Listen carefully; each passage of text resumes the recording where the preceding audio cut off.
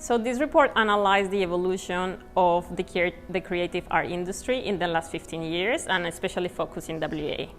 So we look at the two sides of this industry, the production side with the artists and designers, as well as the consumption side, which is how we as the public interact with that industry. So creative occupations are growing very quickly.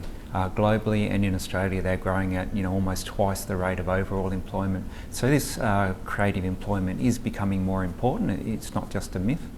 However, WA lags behind the rest of Australia. This growth's not just a story about the digital economy, although that's a really important part of the story. It's also the case that what you might think of as a more traditional culture in the arts, the performing artists and the actors and film production, are also growing very quickly, and again about twice the rate of overall employment. Another thing that really stood out is just the link between participation in culture and the arts and well-being for Western Australians.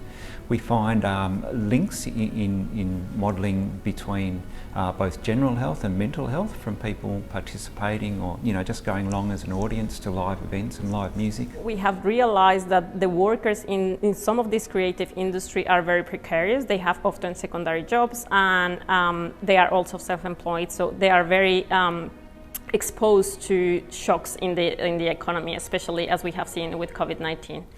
We find a very strong case for public or government support for culture and the arts, and this is mainly because of those positive externalities, those social benefits that we get from culture and arts production in Western Australia. The direct participation and enjoyment, but also those effects on identity and heritage and so on. So any government policy really needs to make sure it both addresses affordability in the cities, but also accessibility in the regions.